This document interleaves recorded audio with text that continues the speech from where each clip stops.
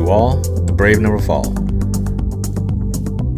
As always, I prefer to do these podcasts outdoors, and I give myself what I call rain therapy, which is whenever it's raining, I always make it a point to try to channel the energy within myself and focus it on my entire being.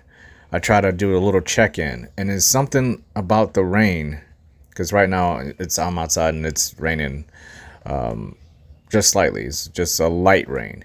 And I do this if it's a thunderstorm. I don't know what it is. It's always been something about the rain that makes me reflect upon myself. The world seems more real to me, and I don't understand why that is. Maybe there's the element of things being washed away.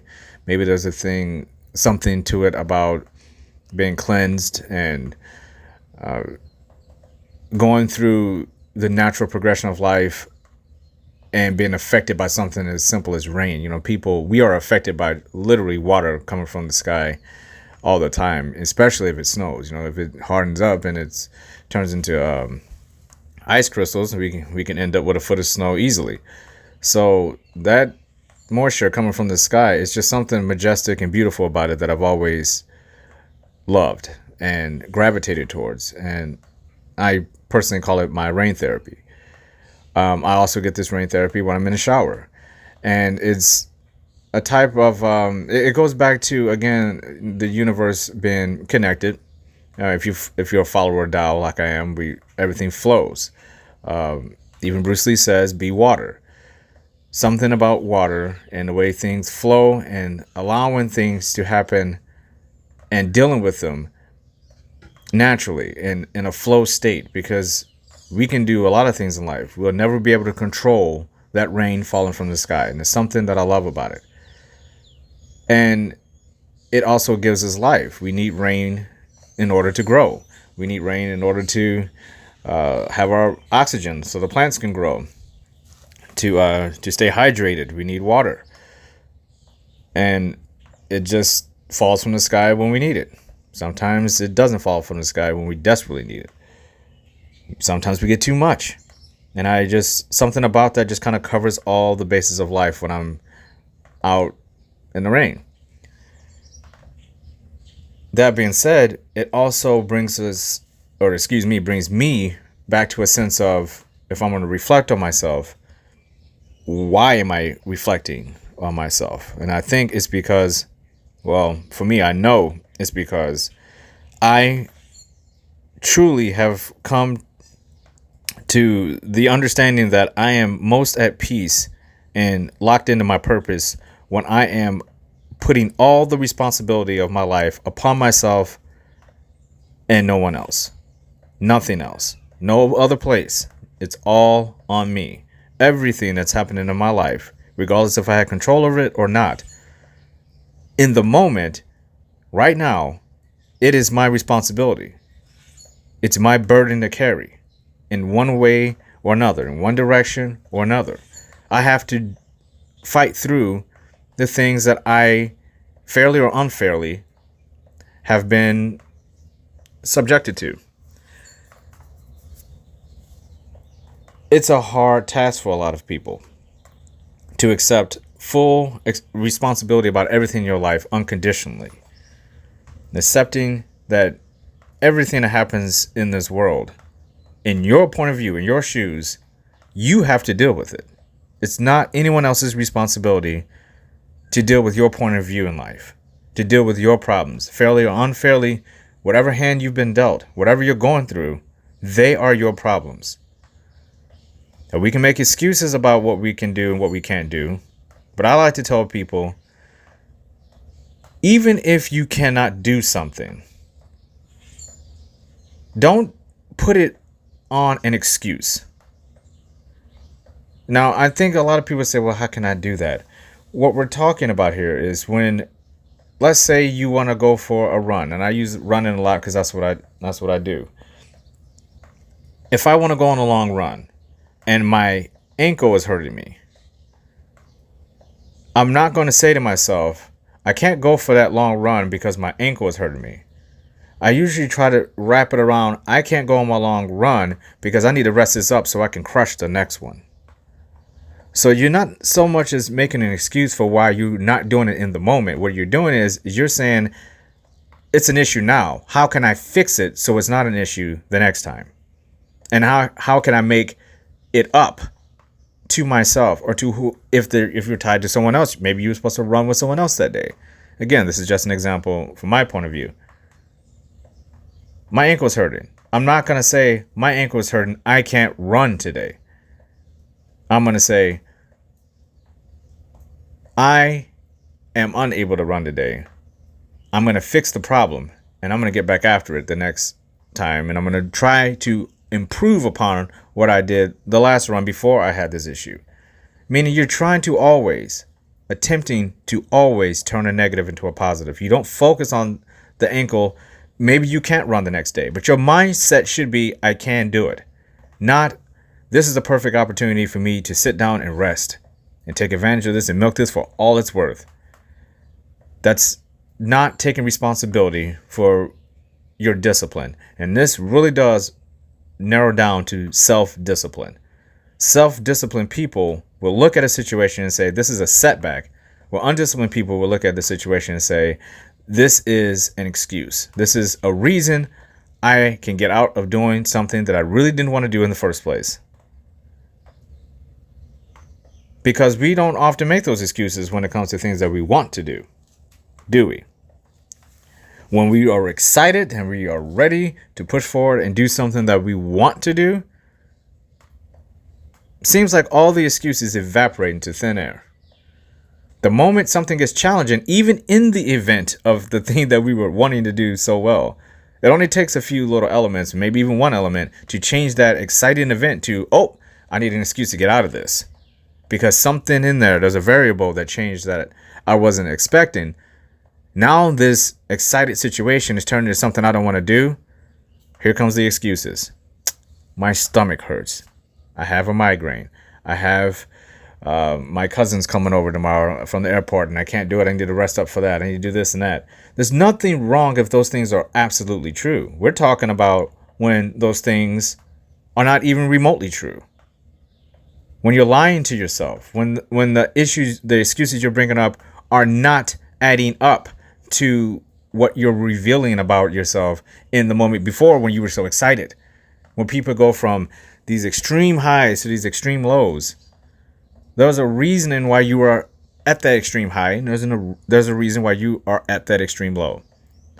When you ask yourself why that is, that's when you can start to get to the root of the problem. And I think that's where a lot of people start to not want to face that mirror of themselves, when they start having to challenge themselves and why they're doing something, and other people can start to see it. When those excuses start to mount up and you start to see people starting to shift from excuses into the victim range, because now they feel like they've been attacked. And I went through this a lot. When I used to make excuses about everything, you don't understand why people seem like they resent me now. Why do I feel like these people don't trust me? And what the very first thing that's wrong with that is that you're caring about what other people think of you. And especially if you are doing something where you are doing something that is not true to yourself, of course they're not going to trust you. So that's when you have to say, okay, well, they don't trust me because I don't trust myself. If I don't trust myself, how the hell are they going to trust me? If I don't have any self-discipline, how are they going to believe I have self-discipline?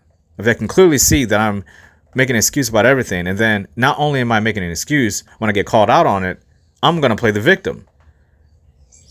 It's a very dangerous road to go down, because it's really a very narrow corridor this little excuse victimhood alley is. And it's very easy to get stuck in there. That alley would narrow and narrow and narrow until you have nowhere to go. You have to turn around and go back. You have to. There's no way to go forward when you have that mentality. A lack of self-love, a lack of confidence in yourself, and playing victim is a very, very potent, dangerous combination to have. Especially when you're not taking responsibility for any of it. You have no accountability for any of it. You're not understanding that in order to get forward in life, sacrifices have to be made. What is sacrifice? It can equal to self-discipline. You're giving something up that you love now, that you care about now, that you want to do now, so you can get a bigger, more powerful outcome in the future. Not only for you, but most likely for other people as well. Because a better you equals better people that are around you. The better you are going to better the people around you. It's inevitable.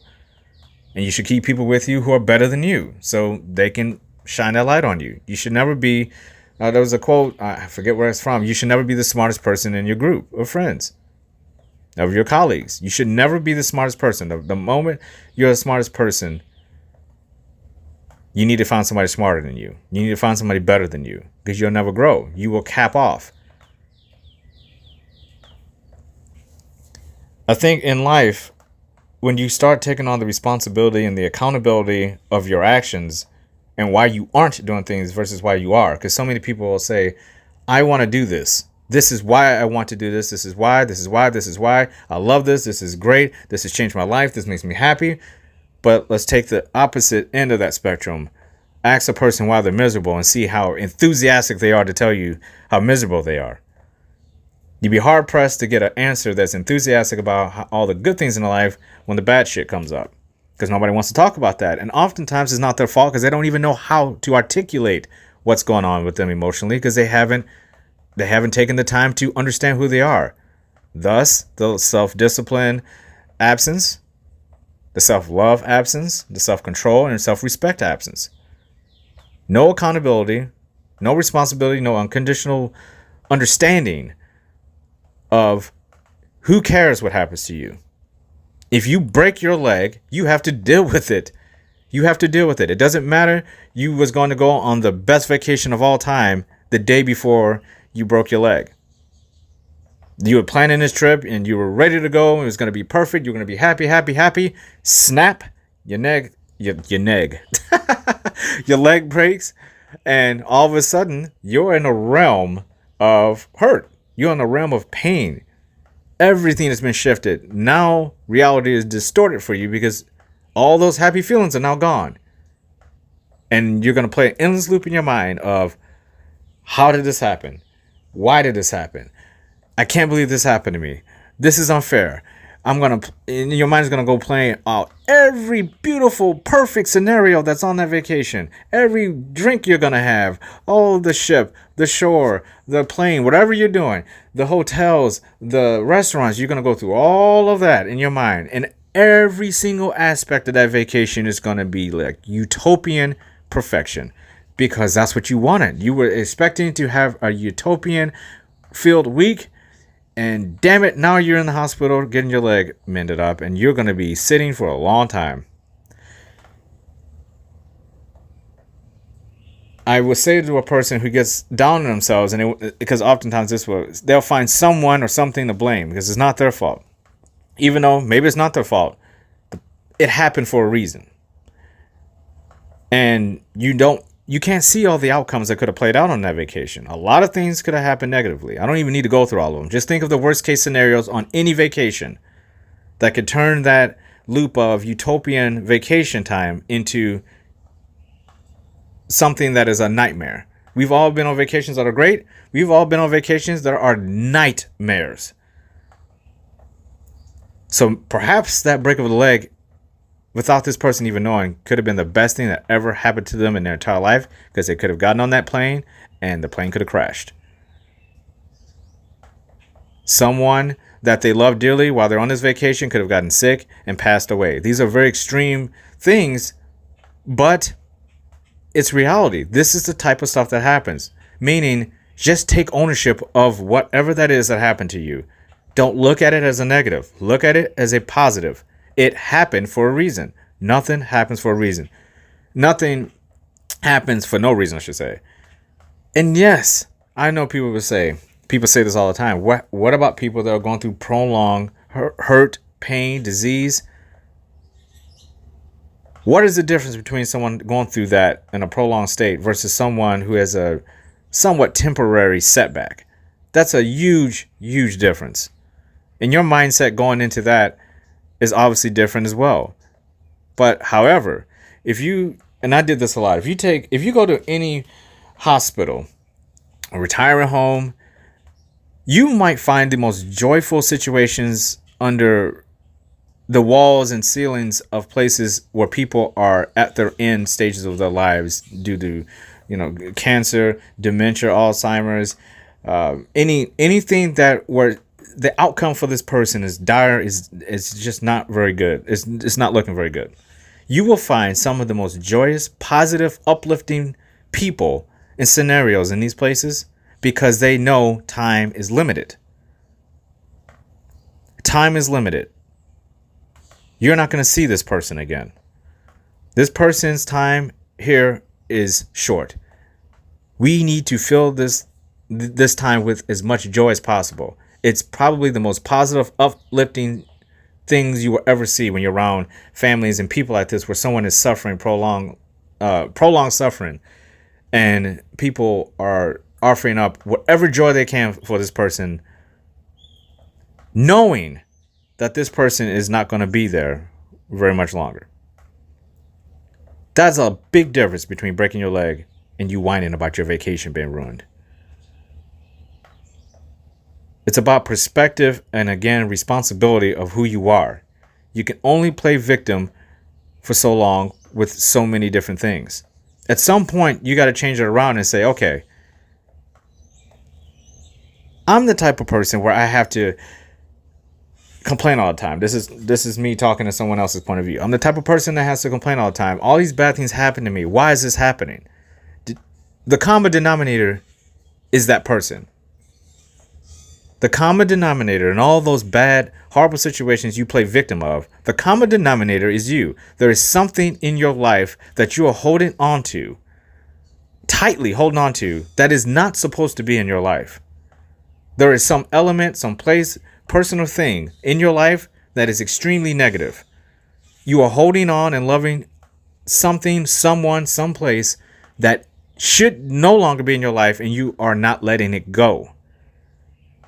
You have to break the cycle, the endless loop of victimhood,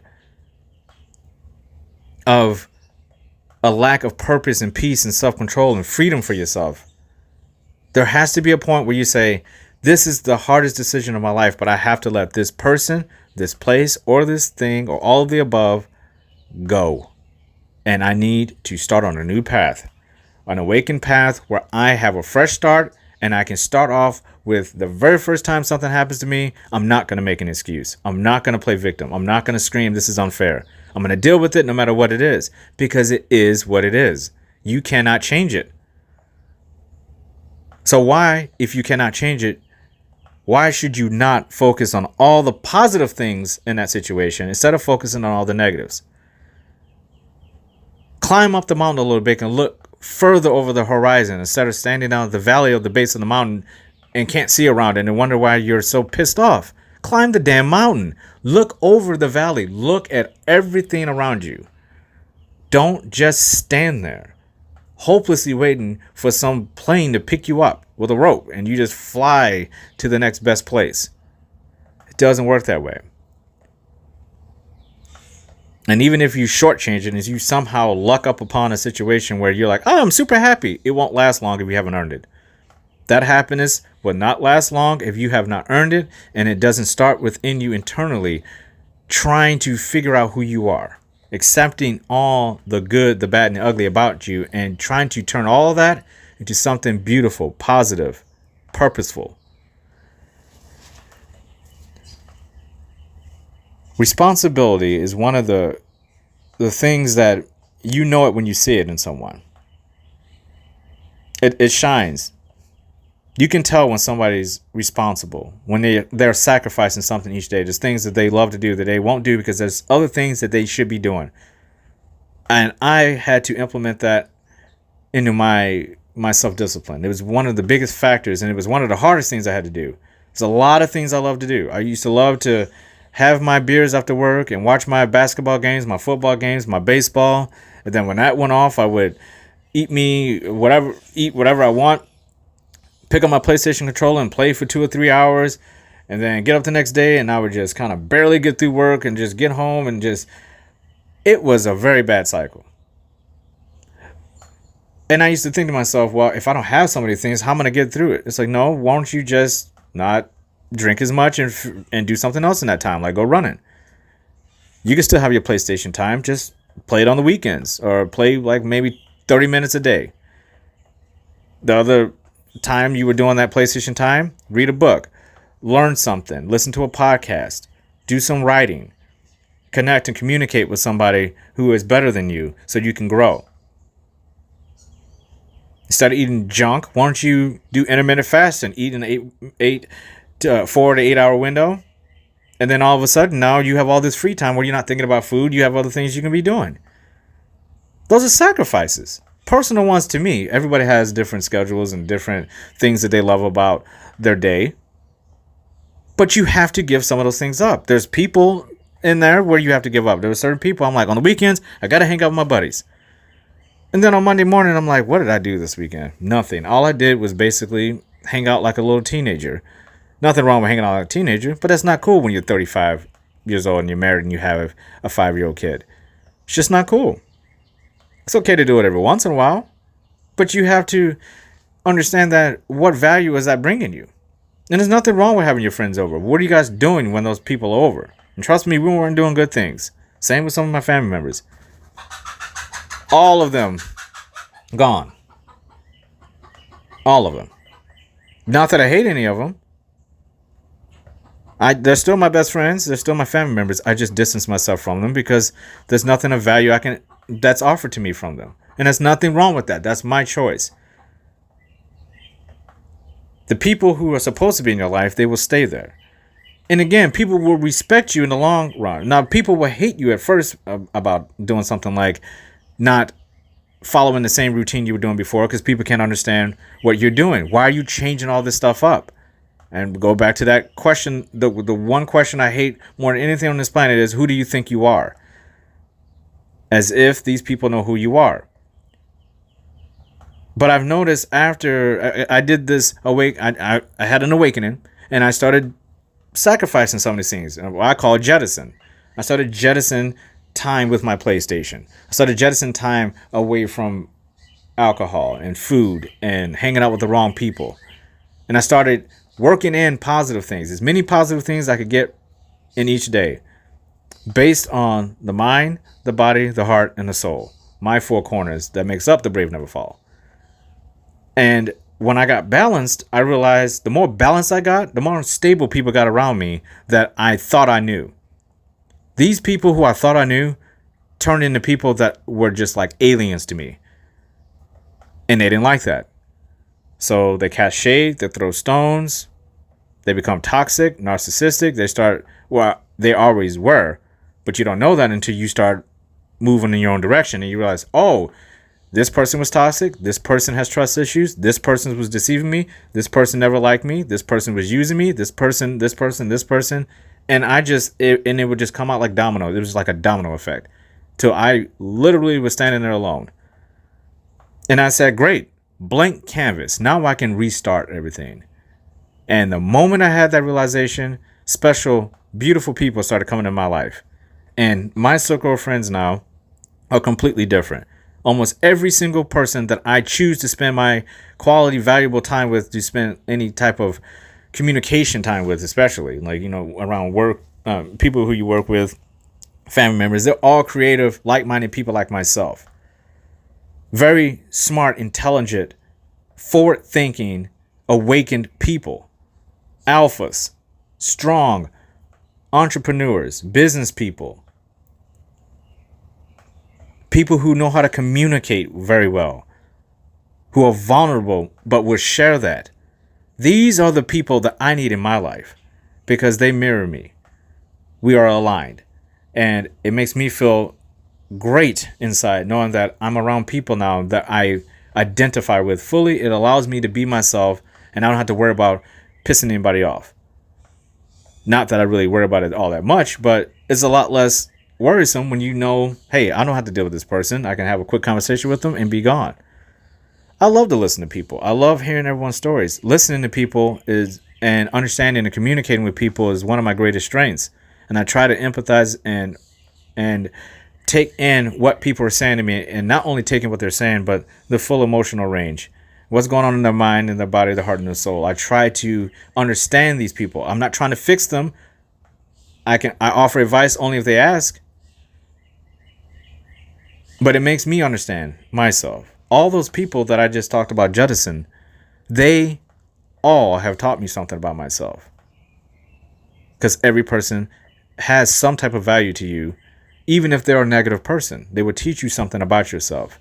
Things that you like or don't like, or do want and don't want in your life. That was an extremely long-winded way of saying it's your personal responsibility to cultivate and create your happiness.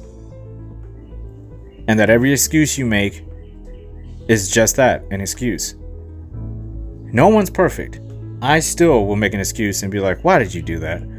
But I try to make up for it. I don't even try, I do. But I have to be patient. That patience aspect is also a fundamental element of responsibility. At least the way that I see it. Because you have to be patient. You are going to fuck up. You are going to mess up. You are going to get setbacks. You're going to get let down. But you have to keep going. People are so afraid of failure. They're so afraid to expand. And they come up and they say, well, Michael, how did you start your podcast? I just started it. I didn't think about it. I literally just started with The Brave Never Fall, just the title, and worked my way up. And just added and added value and just keep adding onto it and weighing it down and putting the tiger on there and getting the colors right, coming up with the format and trusting myself that it's me. As long as it's coming from me, it will be unique and it'll be identifiable to me. But it won't start unless you start. You have to start. You have to be a participant in your own rescue. You cannot sit back and just allow life to try to mold you into who you think you should be. That is a horrible way of getting through each day. Hoping something changes your life instead of going out and getting it. You're gonna fail. You're gonna fail 99% of the time. You only need to succeed 1% of the time to get what you really want. That dream job, you have to keep trying until it happens. Then it's worth it. You have to keep trying. And you can't do that when you don't have responsibility for what you're doing. You have to say when those setbacks and those failures come, it's my responsibility not to let this weigh me down to the point where I give up. That's your responsibility. No one can make you do that or think that. You have to keep going. You will fail 99% of the time. You're not going to be happy all the time. Bad things are going to happen. How do you deal with it? You do whatever it takes to make sure you don't regress. That you don't become a victim. That making excuses becomes your way of life. Your comfort food. No positivity is going to come out of that. It may seem like it in the moment where you say, I don't want to do this. Much more comfortable if I just sit here. It feels good in the moment. It does. Especially if you've earned it. But most people don't earn that sentence of, I could just sit here and do nothing. Some people need to get up and get after it. Get up, get after it. Don't procrastinate. Don't make excuses. Whatever happens, happens. If you fail, fail big. Keep doing it. 99% of the time, you're going to fail. If you're doing something that's important to you and you are trying to push the boundaries of who you are, you're going to fail a lot. But eventually that wall is going to crumble. And you're going to step right over that wall and you're going to go aim for the next one, the bigger one. Because there is no end. There is no end in this. You have all you need in your mind, your heart, your body, and your soul. You are greatness. It's in you. Everyone has it. But you'll never find it if it's just buried in a big coffin 600 feet below the earth with a sign on it that says, what could have been? What could have been? Question mark. I don't believe that's you. I believe you are greatness, and I believe you do have a sense of responsibility if you made it this far. That means you care about yourself and you love yourself enough to actually want to improve. And that's powerful in itself. And that's peace. And that's definitely purpose. And if no one has told you this today, I love you. You deserve to hear that. Salute to you all. The brave never fall.